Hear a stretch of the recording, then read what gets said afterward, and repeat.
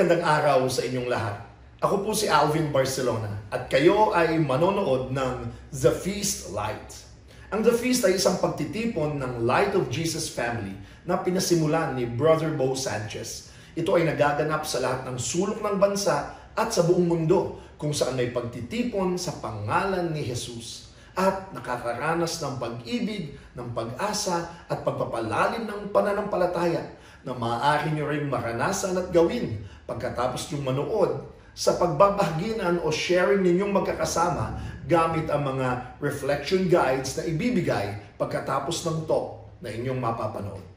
Simulan na natin ang ating feast sa ating panalangin. Sa ngalan ng Ama at ng Anak at ng Espiritu Santo. Amen. Sa araw na ito, tinatanggap ko ang pag-ibig ng Diyos para sa akin. Sa araw na ito, ako ay nagbubukas sa hindi masukat, walang hanggan at nag-uumapaw na kasaganaan ng Diyos sa buong sangnilikha. Sa araw na ito, ako'y nagbubukas sa biyaya, kagalingan at himala ng Diyos. Sa araw na ito, ako'y nagbubukas sa salita ng Diyos upang ako'y maging kahalintulad ni Jesus araw-araw. Sa araw na ito, aking itinatanghal na ako ay mahal ng Diyos. Ako ay lingkod ng Diyos. Ako ay makapangyarihang kampyon ng Diyos. At dahil ako ay pinagpapala ko ang mundo sa ngalan ni Jesus. Amen. Sa ngalan ng Ama at ng Anak at ng Espiritu Santo. Amen. My beloved child, I miss you. Amidst your busy life, I long for our connection. No matter how far you've strayed, I'm ready to embrace you. I know the weight you carry. You don't have to carry them alone. Come home. I long to celebrate your return. Forgiveness is waiting for you. A feast is waiting for you. I am here, and you are deeply loved.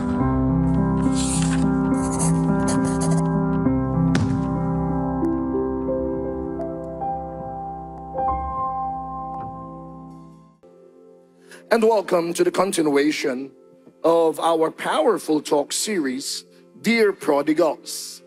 Today is talk 4 of our series, Dear Prodigals, and we'll talk about leadership. With the theme, Great Leaders Sacrifice Greatly. Can you say that? Great leaders. Kala ko gusto na lang yung great leaders. Yung susunod, ayaw na natin yun eh. Sacrifice greatly. But we're going to talk about that. In fact, we're going to base this from Deuteronomy chapter 17 verses 16 to 19. Because you know what? Kung sinusundan niyo ulit itong ating Deuteronomy, yung una nagbigay ng speech si Moses about worship. Diba? Yung una nun, about history. Kung paano yung bayan ng Diyos, yung mga Israelita, inulit niya kung paano silang pinalaya ng Diyos, nagtagal sila sa disyerto, nakarating sa lupang pangako, pero sa loob ng 40 taon. And then last week, we talked about worship. Ito, nagbigay ng lecture si Moses on leadership. We read, when he takes the throne of his kingdom, he is to write for himself on a scroll a copy of this law, the Torah, taken from that of the Levitical priests. It is to be with him, and he is to read it all the days of his life, so that he may learn to revere the Lord his God and follow carefully all the words of this law, again the Torah, and these decrees, and not consider himself better than his fellow Israelites. Loaded po ito on leadership. But we're going to pick up 2 main messages and secrets of leadership as God presents through Moses. 2 things in what we read. Una, sabi ng Diyos sa pamamagitan ni Moses, kung leader ka, magbasa ka ng salita ng Diyos. Sabi niya, pag ikay nasa trono na, hari, at mamaya malalaman nyo, maraming mga pinuno ang itinakda ng Diyos para sa bayang Israel. Iba't ibang klaseng pinuno. Pero anong uri man ng iyong pagkapinuno, dapat nagbabasa ka ng salita ng Diyos. God wants the king. God wants the leaders to be a Bible nerd. But why? Why do we need to read the Bible? I can give you 1,001 reasons. But for the leadership talk, I just want to say this. Sinasabi ng Diyos, magbasa ka ng Biblia, lalo't pag leader ka, dahil hindi mo kayang mag-isa na mamuno. You need the Lord. Sabihin niyong lahat yan, I need the Lord. Sabihin mo sa katabi mo, you need God. Alam niyo po, ang pinaka nakakatakot na leader, ang pinaka nag-aalala akong leader, tanong niyo sino? Yung leader na wala na siyang leader sa taas. Ang tawag doon, leaderless leader. Delikado yun. Kasi ibig sabihin nun, wala na siyang pinakikinggan, kundi sarili niya. Abay, dapat pag leader ka, mayroon kang conviction. You must have, you should make decisions. Sabi nga na, the box stops sa iyo, ikaw. Pero bandang huli, kailangan meron kang accountability. Meron kang kinukonsulta. At kung kukonsulta ka din lang, kung may pag-reportan ka din lang, na most of you belong to an organization, whether it's in a company, in business, in school, o kahit sa pamilya. Meron kang pinag-reportan. Yung mga anak nag-report sa nanay. Yung nanay nag-report sa tatay. Yung tatay nag-report ulit sa nanay. Diba? Depende yan sa inyong structure. Hindi pa pwedeng ikaw lang lahat. Ayun. Inuuna na ng Diyos, pag leader ka, ang una mong konsultahin, ang Diyos. Magbasa ka ng Biblia. Magbasa ka ng kanyang salita. Ikalawa, nakita nyo, very prominent ito doon sa binasa ko sa huli. Kung nahuli ninyo. Do not consider yourself better than your other fellow Israelites. Whoa! That's radical. God's understanding and teaching on leadership is very much different from what yung kinagis na nating leader.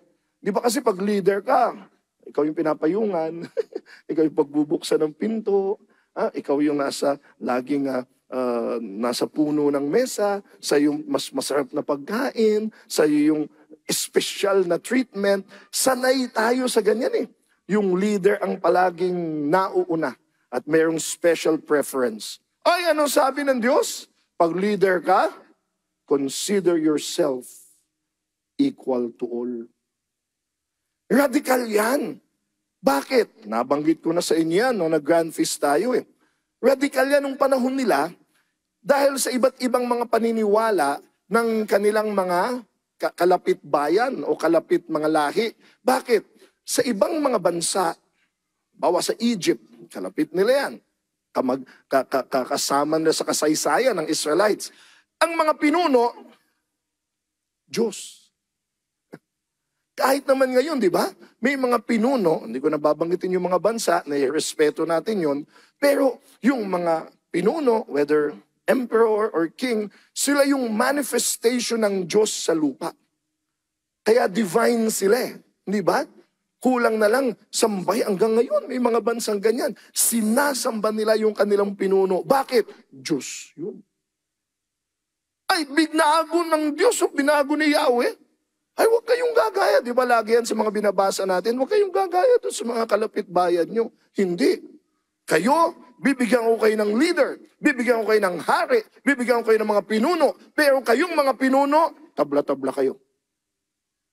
Bakit sila tabla-tabla? Bakit equal? Kasi ayaw ng Diyos na yung pinuno lang ang imahin ng Diyos. Anong sinasabi niya? Oo, yung pinuno, yung hari, imahin ng Diyos yan. Pero ang kanyang nasasakupan, yung tagaluto, yung sundalo, yung nagmamaneho ng karwahe, yung nagtatanim, yung nagluluto sa bahay, lahat din sila, imahin din ng Diyos. So, makiisa ka. Lahat kayo are divine images of God. That's why the goal of the leader from the top, whether he's the king, is to be a model member. Matagal na nating nadidinig yan, di ba? Alam nyo ba, of course, alam nyo salitang leadership. Pero nauso itong salitang ito, fellowship. Kung may leadership, may fellowship. Ibig sabihin, ang mabuting leader, ang mahusay na leader, mahusay din sumunod. Hindi pwedeng utos ka lang ng utos, pero ikaw hindi mapasunod.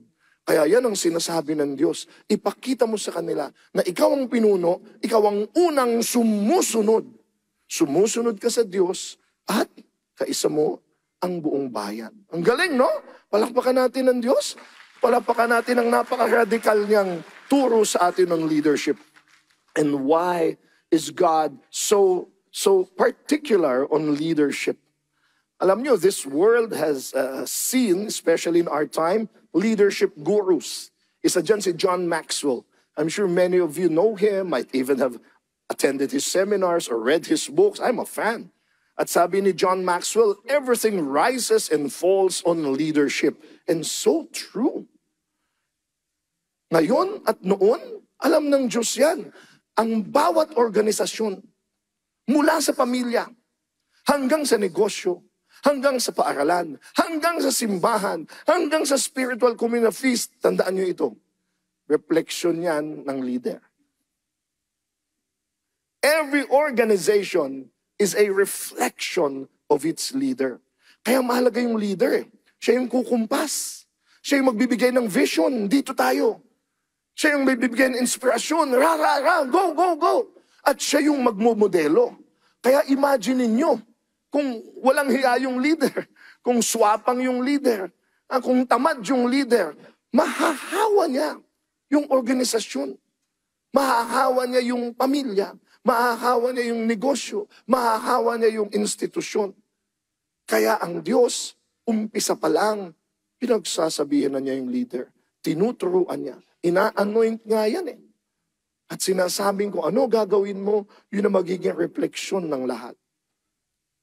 Sadly, hanggang ngayon, hindi pa rin magets yan ng marami. Bakit? Kasi ang isip natin, dapat the leader must have the bigger share. Ako po, I have the privilege of being invited in government. Kaya madalas po akong may standby sa Congress, minsan sa Senado, naimbitahan po ako na magbigay ng mga talks tulad nito sa iba't ibang sangay ng pamahalaan. From DepEd to DPWH, from the military to the police. At nagkakaroon akong pagkakataon na sabihin sa kanila, talagang napakahalaga ng kanilang posisyon dahil public servant sila. Ang gagawin nila ay maglingkod. Maglingkod. Hindi yung pag ikaw nakaposisyon, ang una mong aalaga, ang interest ay sa'yo. Pinapaalala natin sa kanila. Pero hindi lang sa gobyerno. Sa ating lahat, tignan nyo na lang. Pag nawawala na ang magulang, anong unang pinag-uusapan ng maiiwan ng magkakapatid? Mana. Natural lang naman yun. Dapat nga inaayos ng mga magulang yan. Kung hindi, mag-aaway-away talaga. Pero ano ang madalas na gusto ng mga magulang pag nawala na sila o ng mga magkakapatid? Hating kapatid. Diba? Dapat everybody must have his fair share. Sabihin yung lahat, fair share. Equal share. Tama? Hindi po ako naniniwala dyan. Hindi talaga magiging equal eh. Ang dami kong personal na karanasan. Nung namatay yung lola ko, may naiwanan siyang mga lupa. Marami sila magkakapatid. Pag in-equal share mo yan, talagang mayroong mapupunta sa harapan. May mapupunta sa likod. May mapupunta dun sa mas mapuno. May mapupunta dun sa mas mabato. Diba? Kung fair share, lahat kayo sa may kalye. Hindi naman pwede, may likod eh. Kung fair share, lahat kayo doon sa mas mata. Hindi, kaya anong ginagawa? Papalabunutan. O palabunutan, pakalawang lamangan. O bunutan. Pag nabunot niya sa kalye, ako nakabunot sa kalye, nakabunot sa likod. Hindi naman, mali kasi yung pagbunot niyan. Hindi dapat nagbunutan yan. Dapat, hindi mo talaga masasatisfy. Am I talking sense here? Hindi mo ma-fair share eh. Kaya alam nyo kung ano ang kailangan pag may mga ganyang usapin? Alam ko yan. Nangyari sa akin, madalas yan. Tanong nyo ano? Yung mga leaders, lalong-lalo na yung kuya. Yung pinakamatanda. Madalas, dahil ako pinakamatanda, ako masusunod. Dahil ako pinakamatanda, sa akin yung harapan. Kayo na bahala mag-usap-usap sa likod. Panganay. Mga bata pa lang, di ba? Yung mga bunso, pinagliitan na lang talaga ng panganay yan, hindi ba? Panganay po ako. Panganay ako sa aming magkakapatid. Panganay din ako sa mga 60 apo. Kasi yung tatay ko, panganay sa 12 magkakapatid. Aktibo po yung lolo't lola ko noon eh.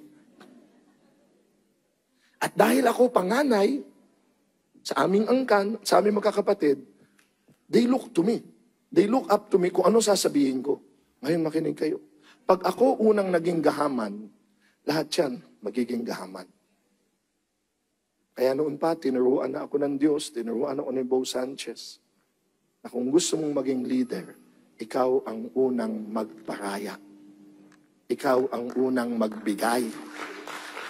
Ikaw ang unang magsabing, panganay ako ha! Ako masusunod. At dahil ako masusunod, kayo ang unang pumili. Yung matitira sa akin. Pag ikaw, akin ito, akin din yan. Ay, pero kung ikaw, kayo muna. Kuya, ikaw na muna. Ikaw na. Modeling yan eh. Maniwala kayo sa akin. Mula sa paghati-hati pa lang ng ulam, makikita mo na, huwag nyo na intayin yung mga mana-mana, baka sa ulam pa lang eh. Ha? Iniwan mo na lang, buntot dun sa mga kapatid mo, tutong na yung mga iwan sa kanila. Dun pa lang, sa mesa pa lang, makikita na kung sino ang tunay na leader na handang magparaya. Why? Our big message, great leaders sacrifice greatly. You want to be a great leader? Then you must be ready to give more. May kilala kaming sobrang yaman, tapos nung nalaman niyang mamamatay na siya, tinawag niya yung mga anak niya. Dami niyang negosyo eh. Sabi niya, mamimili na ako sino ang magmamana, sino ang magpapatakbo. O yan. Kaya mahirap talaga fair share. Pag may negosyo kayo, mamimili talaga kayo sino yung magpapatakbo eh. Hindi naman lahat pwede presidente. Di ba? Hindi lahat pwede treasurer. Kaya sinabi nung business tycoon na ito, halimbawa, 5 yung kanyang anak. Pipili na ako, sino ngayon ang mamumuno? Ay, lahat gusto mamuno. Gusto nila, dapat ako kasi graduate ng MBA. Dapat ako panganay. Dapat ako kasi yung may karanasan. Dapat ako lagi mo kasama. Dapat ako. Sabi ng tatay, sige, ito ang pipiliin ko. Sino sa inyo ang willing magtrabaho, magtatrabaho, at konti ang sweldo? Siya ang magbibigay, pero konti ang kukunin. Sino sa inyo? Walang nagtaas ng kamay. Kung baliktad pa yan, konting trabaho, malaki kita ako. Trabaho, hindi. Kaya sabi ng business tycoon, wala pa sa inyong handa. Wala pa. Because you know what a leader is? It's someone who gives the most, but gets the least. Believe me. That's a leader. And he can only do that because of love. As mushy as it sounds, leadership is still about love. Because leadership is about serving. And serving is about love. Ito yung huli kong sasabihin bago ituloy ni Tony ito para lalong magkalaman yung Deuteronomy. Makinig kayo ha. Nung bata ako, baka nakaka-relate pa sana yung iba dito. Papasalamat ako, marami na ding mga millennials dito. Pero yung mga kaedad ko dito, yung mga hinihingal pagkatapos kumanta ng ganon. At nung bata tayo, naglalaro tayo sa labas ng kalye, di ba? Ang mga laro natin, mga taguan, habulan. Parang ako na lang nakakaintindi nun. Tumbang preso. Ayan. Alam niyo yan, di ba? Taguan. Ayan. Alam niyo, sa mga laro natin nun, ano ang meron palagi? Taya. Lagi may taya. Napansin ko kasi yung mga games na lang ngayon, hindi sila nakaka-relate sa taya eh. Yung taya, yung titirahin mo ng tsinelas yung lata, siya yung kukuha, di ba? O kaya siya yung pipikit ang mata, tapos hahanapin niya lahat, di ba? O siya yung taya. Kawawa yung taya nung bata tayo. Pag siya ang taya, bahala, buong, bahala. Minsan nga, yung taguan, nung naghahanap, nag-uwian kaming lahat. Ginabi siya sa kakahanap. Tawa kami ng tawa. Balagoong, taya. Kawawa ang taya. Pero pag-isipan yung maigi. Kaya tayo may game, kasi may taya. Kung walang taya, walang game. Ano kayo haampas nung lata, kayo din kayo din titira, di ba? Kayo na, tapos magtatago ka, hanapin mo sarili mo. O hahabulin mo sarili mo, taya. Ikaw, taya. Kaya masaya, kaya may laro, may taya. At ang mga leaders, na-realize ko, dapat taya ka. Parang ganito, baka nakita nyo na ito noon, hindi ganito ito. Ha? Okay, mami. Ito ha? Kasi alam nyo, busy talaga itong week na ito dahil naka-opening kami ng school. Kaya, tas may feast sa linggo, kaya mamaya, bala ko mag-celebrate mag-isa. May 300 pa ako eh. Bibili ako ng siopaw. Paborito ko siopaw. Tapos bibili ako ng fried chicken. Tapos bibili ako ng pansit. Mag-e-enjoy ako mag-isa mamaya. Kuya! Kuya! Dito ka. Eh!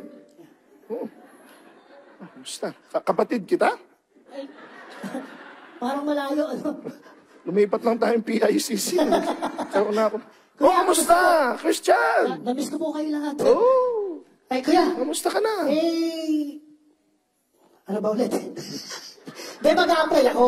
Mag-a-apply ka? Mag-a-apply ako trabaho. Trabaho? Oo. Saan? Sa Barcelona Academy. Uy, parang alam ko yung school na yan. Nabalitaan ko magandang eskwelahan daw yun. Oh, wow. Tsaka talagang inuuna na lang yung Panginoon. Oh, gano'n ha? May problema lang. Ano? Wala akong pamasahe. Interview ko, final interview. 30 interview yun. Oh, Hindi, isa lang. Tapos, dami mong adlib. wala akong pamasahe. Pamasahe, magkano ang kailangan mo? Oo. Kailangan ko na 100. Patay ang siopaw ko. Kala mo, Christian, mahal kita eh. Kuya. Patid kita, gusto ko magtagumpay ka. At matanggap ka sa school na yan. Salamat, kuya. Balita ko, gwapo daw yung... Yun, kuya. Titignan na talaga Sige. natin. Oh, ito. Ay, Masahe ka at nawa. No, I claim, matatanggap ka dyan. Okay? Salamat, kuya. God bless you. Thank you. Thank you. Nakakata niya. I love you. Thank you. Love you too. Hindi bale, mayroon pa akong manok. Tsaka pansit. Kuya!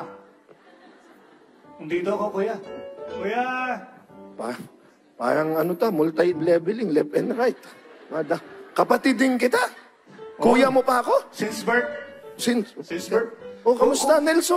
Mabuti. Kanina pa kita hinahanap eh. Oo. Naalala mo yung nanghiram ako last week? Oh, bayad ka na ba?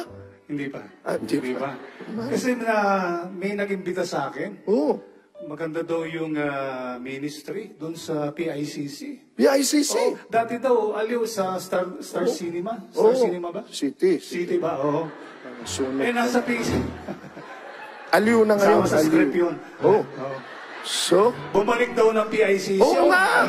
Yan ba yung The Feast? The Feast, magagaling daw yung mga preacher. Guwapo pa daw, nako. Ay, naku, napaka-honest mo. Ang ganda naman. Malinaw ang mga mata. Inimbitahan ako, kailangan daw ng production team. Oo. Magagaling. Gusto kong palitan yun. Sila Jake, sila Nelson. Palitan ko. Palitan mo? Mag-audition ako. Sige. Yun, may problema lang. Anong problema mo? Wala rin akong pamasahe. Magkano kailangan mo? 100. Patay ang manok ko. Kala mo, maniniwala ako para sa mabuti ang gagawin mo at susuportahan kita. At sigurado ko matatanggap ka dyan. May magandang mangyayari sa dyan. O, ayan. Salamat, kuya. Sige, God bless you. Pag maganda doon, imbitahan kita. Oh, sige, sige. Sama ka sa akin. O, baka. Baka mabago kita. Salamat. Nanghingi na eh. Di bale, may pansit pa ako. Kuya! Nakikikuya ka rin, wala ka naman sa skin. Kuya! Kuya? Kuya! Kuya mo ako? Aba, Kuya! nagbabago na ang mundo. Oo, kapatid kita. Bunso. Opo! Ano, kamusta na? Okay naman po. Oh, Kailangan ko po ng tulong. tulong. Ano? Kasi pupunta po akong GeForce. GeForce? Yung mga... Talaga? Opo. Oo. Kailangan ko rin po ng pamasahe. Pamasahe? Ang mahal ng bayad dun, pamasahe, wala ka. Di ba binayaran na ni Daddy? Daddy? Daddy Di ba natin? abroad? Nasa abroad daddy natin. Pamasahe lang wala. Opo. Mukhang mahalaga yung pagpupunta mo ngayon sa GeForce. Opo, kasi magpapamigay na po yung teacher namin ng invite para sa competition. Naku, kailangan dun ka at susuportahan kita. Ha? Last one na. Sige. Thank you. Good luck, Thank ha? you, Kuya. Love you. Go. Love you, Kuya.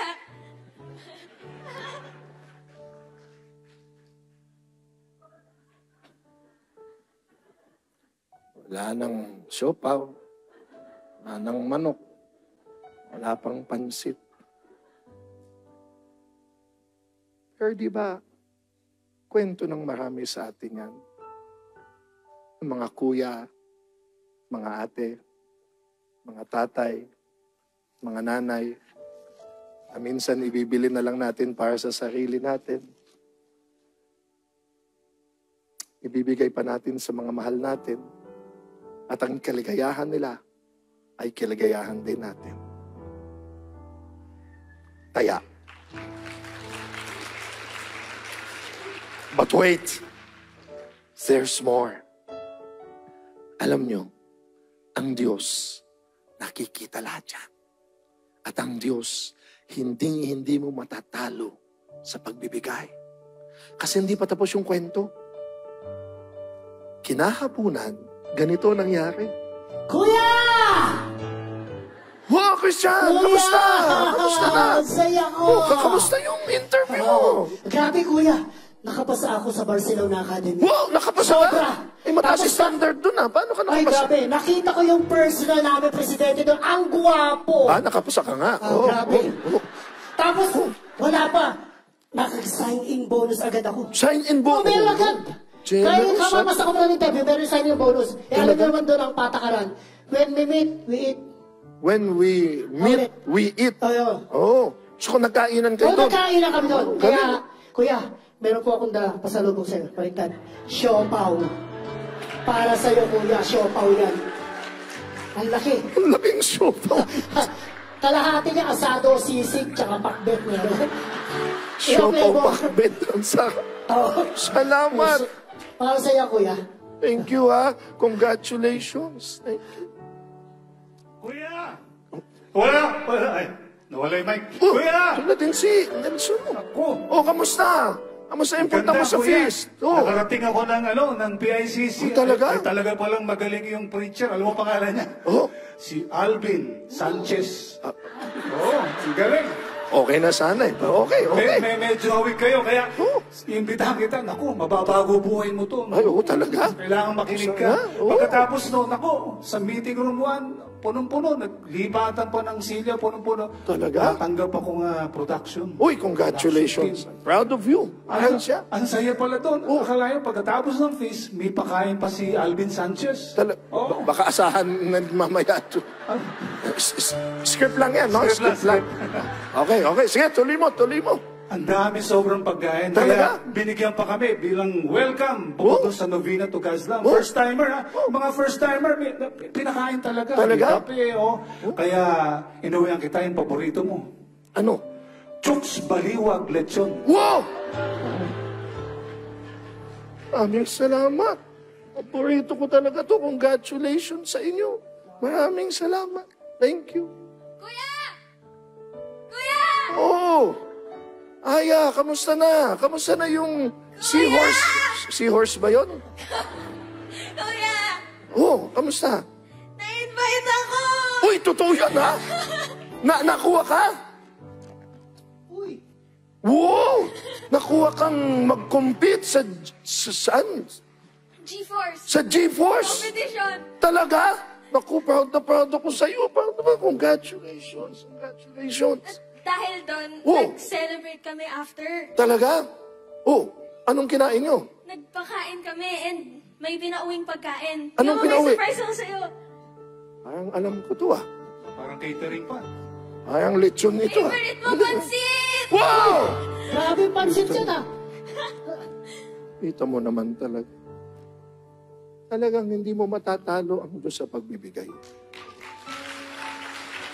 Yung akala mong nawala sa'yo, nakapagbigay ligaya ka na sa iba at maghintay ka lang, babalik sa'yo siksik, liglig at umaapaw. Sobra-sobra, ibabahagi mo pa muli sa lahat. Kaya sa pagiging tunay na leader, siguradong mayroong Magandang mangyayari sa'yo. Thank you so much, Brother Nelson, Brother Christian, and my daughter Aya. There's more. Listen to the 4 types of leaders the Lord has called in the book of Deuteronomy. Please welcome Brother Tony Valenzuela. Eto na, we'll jump into the Word of God. Yes, you're a leader. You may not have a position. Baka walang specific na title or role in this life or in this world. Pero leader ka. You're a leader of yourself. You're a leader of your relationships. You're a leader of your classroom. Kahit hindi ka president ng batch, you're a leader in your families. Amen? That's why ngayon, napakaganda ang message ni Lord that great leaders sacrifice greatly. Kasi dito sa Deuteronomy, makita natin na 4 na klaseng na leader in ancient Israel. Ilan? Are you ready? Tell the person beside you, mag-ready ka na. Ito ha, we have 4 types of leaders according to Deuteronomy sa ancient Israel. And these are the judges, the kings, the priests, and the prophets. Pakiulit. Judges, kings, priests, and prophets. Oh, 4 pala. Akala natin na kings lang, no? Kasi bago dumating si King Saul at yung mga kings ng Israel, may mga judges. And the reason why this is so is that no one person in Israel holds power over everyone. Hindi pwedeng isang tao lang or isang grupo lang ang may hawak ng power in ancient Israel. Kailangan nakadistribute yung power. Ask me why. Because the truth is, only God rules everyone. Amen? Palakpakan natin ng Diyos. Kasi sa unang-una talaga, ang concept nila ng leader ay ang Diyos. It is God alone who is king, ruler of the nation of Israel. Yung mga iba, mga forthcoming lang after the Lord. So pag-usapan ang unang klaseng leader, the judges. Say it with me, judges. Okay, ito ha, judges. We'll jump into the word. Deuteronomy 16:18 says, appoint judges, sabi ng Diyos, appoint judges and officials for yourselves from each of your tribes in all the towns the Lord your God is giving you. They must judge the people fairly. Yung mga klaseng mga judges kagaya ni Samson. Diba? Familiar sa inyo si Samson, diba? So this was before the kings came. May mga judges kagaya ni Samson. But here is the reason why kailangan may mga judges bawat tribe, bawat town, bawat lugar sa ancient Israel is because of this. From Deuteronomy 16:19, sabi ng Diyos, you must not distort justice. You shall not show partiality. You shall not take a bribe, for a bribe blinds the eyes even of the wise and twists the words even of the just. So justice. Pakiulit, justice. Pero ito yung pagiging judge, hindi yung parang yung mga judges natin ngayon na kailangan may court, no? Iba yung mga judges dati because the judge, hindi lang siya nag-judge kung ano yung tama at mali para sa bayang Israel, but the judge must also mirror God's goodness. Amen. Pakitingin yung katabi, mukhang nandyan ang goodness ni Lord sa kanya. mukhang masayahin po ba yun, katabi mo? O mukhang masungit ngayon? Makita talaga natin kung talagang we are judged mirroring God's goodness, di ba? Pero ang hirap, di po ba? Mas lalo when we express yung pagiging tao natin. But hey, God is calling you to mirror His goodness. Amen. Ito. Because we all experience God's goodness in everything in this life. Naniniwala pa ba kayo dun? Ako, naniniwala talaga ako that a great leader is also a great follower. Naniniwala pa ba kayo dun? Diba? Kasi sa totoo lang, great leaders, ito, daan natin, God seeks great leaders who will let Him lead. Hi. Hello. Ulitin ko ha. God seeks great leaders who will let Him lead. Unang-una because they are His great followers. That's why great leaders in God's eyes are His great followers. Pakitingin uli yung katabi. Mukhang great follower ni Lord ba ang katabi mo ngayon? Alam nyo, nakaka-inspire when you see someone who's a great follower of God, automatic na sa kanya great leader siya. Amen? And that's what we aspire to. Put your hand over your chest and say, I aspire to be a great follower of God. Ayan, ibig sabihin, you're on your way to becoming a great leader. Amen? Palakpakan natin si Lord, di ba? God is good. Woo! Ito ang sabi din ni Lord about judges. In Deuteronomy 10:17-18. Judges are those who show no partiality and accept no bribes.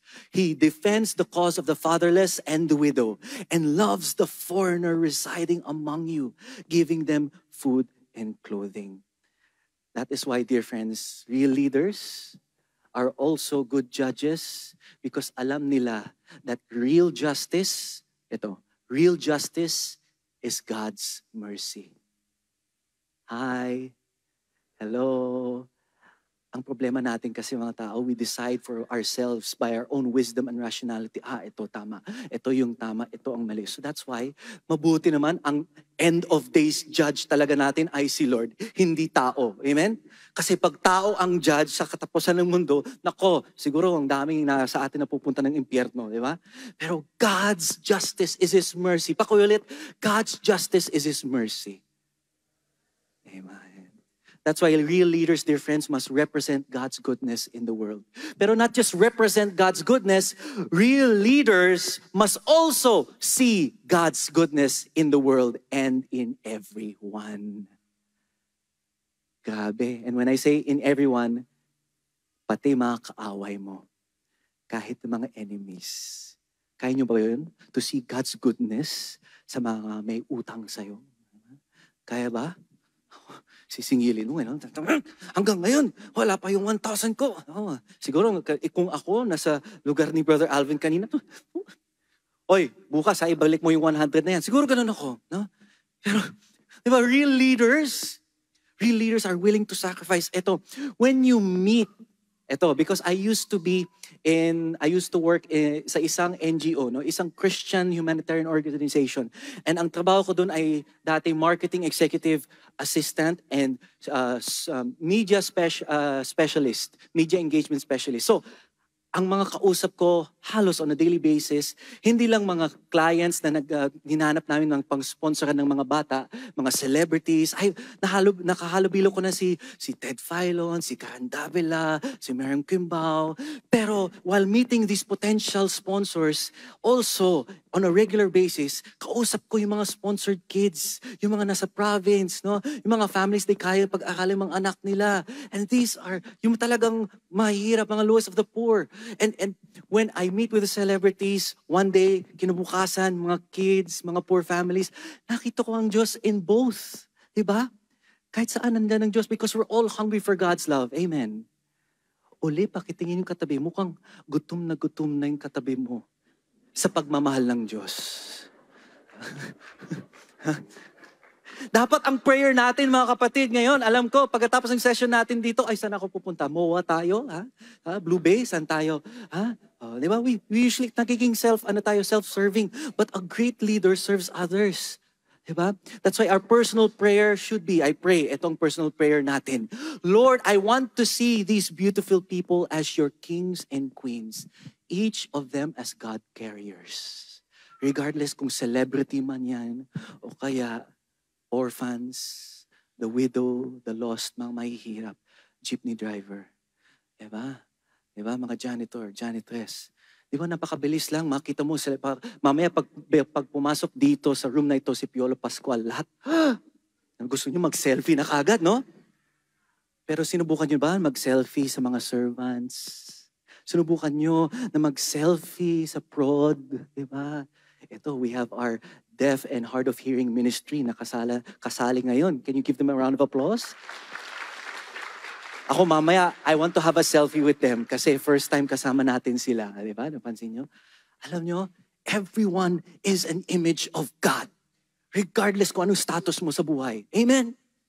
Subukan nyo, mamaya, pag nasa CR kayo, pumasok yung naglilinis, mag-selfie kayo. Ate, kuya, selfie tayo. Ako pero malay natin, makita mo ang Diyos sa Kanya. Because to lead yourself well, ang sarili mo din, you must respect yourself and others as God's royalty. Bilang hari at reyna ng kaharian ng Diyos. Amen? Tell to the person, kung may katabi kang brother, you're a king. Kung may katabi kang sister, tell you're a queen. We're all kings and queens. And all have been made worthy of God's love. Amen? Second kind of leader, kings. Pakiulit, kings. Ito, alam na natin ito, kings. Pero ito ang condition ni Lord, ni Yahweh sa Deuteronomy 17:14-17. The king, moreover, must not acquire great numbers of horses for himself or make the people return to Egypt to get more of them. For the Lord has told you, you are not to go back that way again. Pakisabi sa katabi, huwag mong balikan na, friend. Baka kasi binabalik-balikan mo. No? You're going to your past, tinawakan mo pa. Yung tapos na 10 years ago hanggang ngayon, nandyan pa rin, baggage. No? He must not take many wives. He must not take many wives, or his heart will be led astray. He must not accumulate large numbers or large amounts of silver and gold.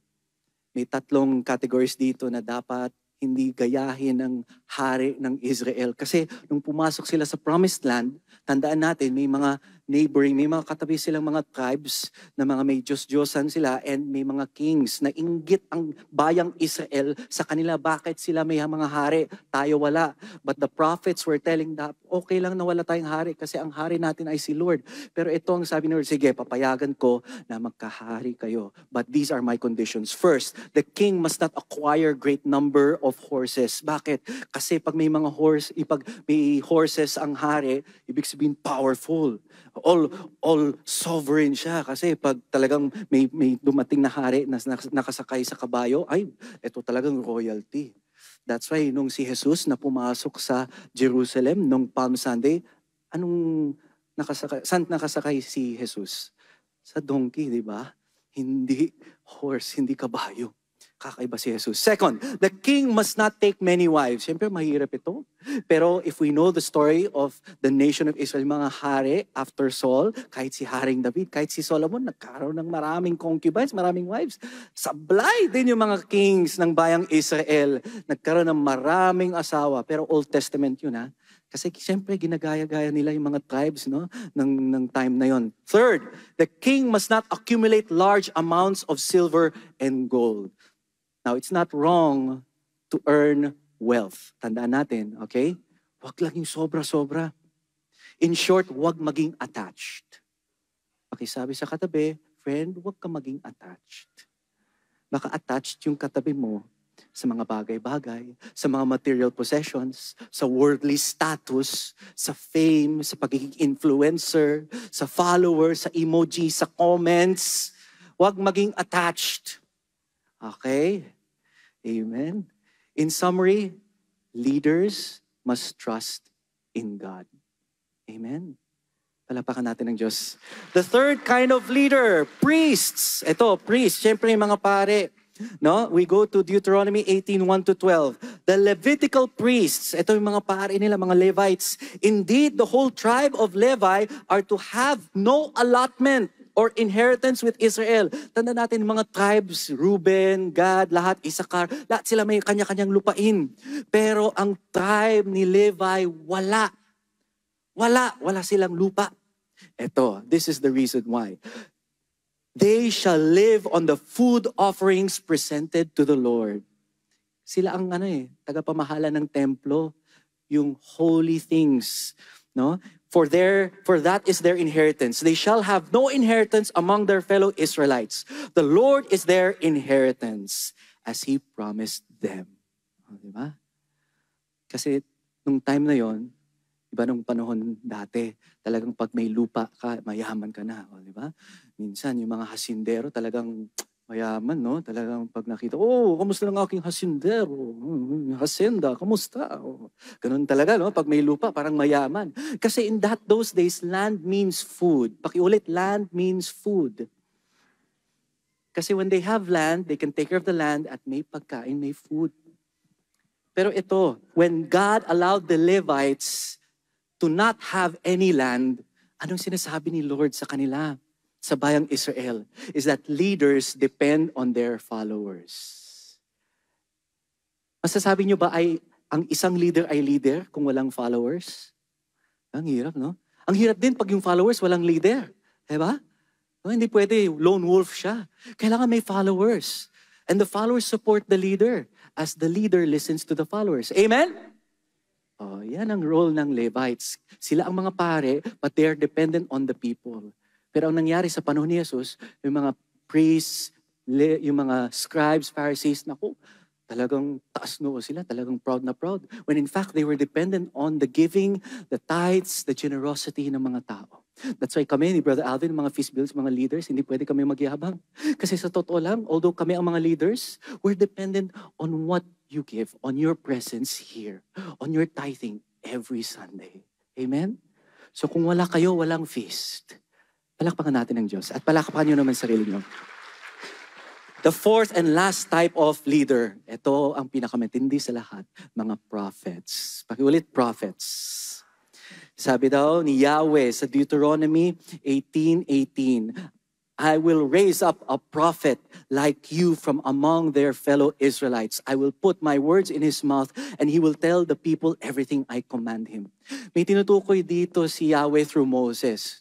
Pero if you know the Old Testament at binabasa niyo yung Old Testament, hindi lang isang propetang meron. Amen? Hindi lang si Moises, although he's a big figure na prophet, pero may mga minor at may mga major prophets. Mga minor prophets, kagaya ni Habakkuk, ganun. Yung mga major, kagaya ni Isaiah, Nehemiah, ang dami. Pero there is one thing, question lang, what is common among all the prophets? Ask me what? Lahat ng mga propeta ng Old Testament and bayang Israel, all these prophets experienced hardship. Pakitingin yung katabi. Mukhang may pinagdadaanan ba ang katabi mo ngayon? May struggle ba? May potential yan maging prophet. Pero when Moses shared these words from Yahweh, binanggit ko kanina, may tinutukoy siya. Yes, may mga susunod na mga prophets who will lead the nation of Israel nung nasa Babylon sila, pabalik Jerusalem and Israel. Pero for sure, even sa panahon ng mga ancient Israelites in the time of Moses, may tinutukoy sila that one ultimate and prophet of prophets ay si Jesus. And we'll hear more about this from Brother Alvin mamaya.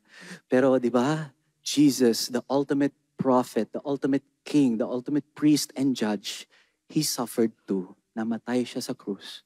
Nakakaya, sa totoo lang, yung panahon na ni Jesus, namamatay siya sa krus. Parang punishment niya ng mga thieves. Parang may ginawa siyang mali at hindi talaga maganda. But what looks to be a loss is our win. Amen? That's why tell to the person beside you, pakisabi sa katabi, winner ka pala, friend. So being a leader, you must intentionally lose so others can win. At yan ang ginawa ni Jesus. Question. Before I turn over to Brother Alvin uli, what kind of a leader are you? Napaisip-isip tuloy. Ito, may picture na papakita ko sa screen. What kind of a leader are you? Ikaw ay isang leader na bossing? Na talagang you are there to be served? Na kailangan everyone has to do something for you? Or are you at the forefront of your mission? The forefront of your team? Forefront of your family, of your friends? Na sige, sama-sama tayo dito. I'm with you, journeying with you. Sabay-sabay. Let's do this. What kind of a leader are you?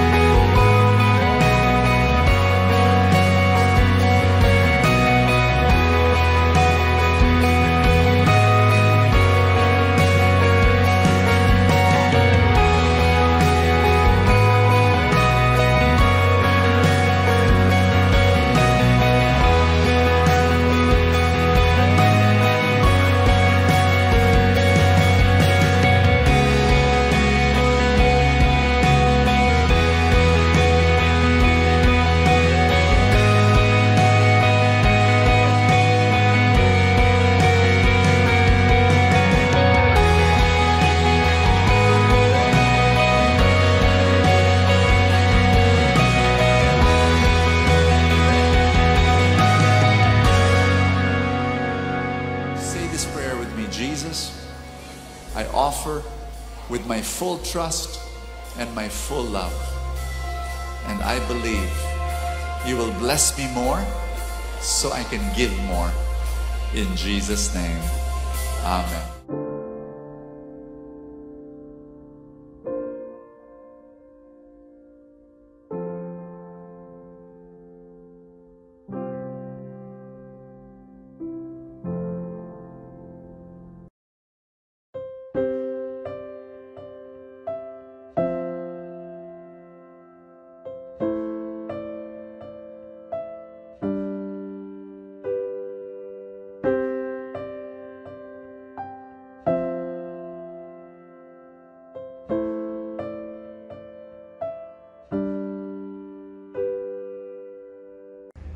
Tayo'y manalangin. Sa ngalan ng Ama at ng Anak ng Espiritu Santo. Amen. Mahal naming Ama sa langit, kami po ay nagpupuri at nagpapasalamat sa isa na namang pagkakataon na kami muli mong tinipon at tinawag upang makinig sa iyong salita. Ipinapanalangin ko ang lahat na ngayon natitipon sa ginanap na feast light na ito. Itinataas ko ang mga panalangin, pangangailangan at mga pangarap ng bawat isa para sa kanilang mga pamilya, sa kanilang mga hanap buhay, sa kanilang kalusugan, sa kagalingan ng mga may sakit, at sa anupamang mga kahilingan, puno ng pananalig at pananampalataya na ito ay ipagkakaloob mo sa iyong takdang panahon at pamamaraan. Nawa, patuloy ang maging pagtitipong tulad nito upang lalong mabago ang aming mga buhay ayon sa iyong kalooban. Sa ngalan ni Jesus. Amen. Sa ngalan ng Ama at ng Anak at ng Espiritu Santo. Amen. Maraming salamat muli sa inyong panonood. Huwag niyong kalimutan na regular na magtipon muli sa ating feast light at siguradong mayroong magandang mangyayari sa inyong lahat. God bless you.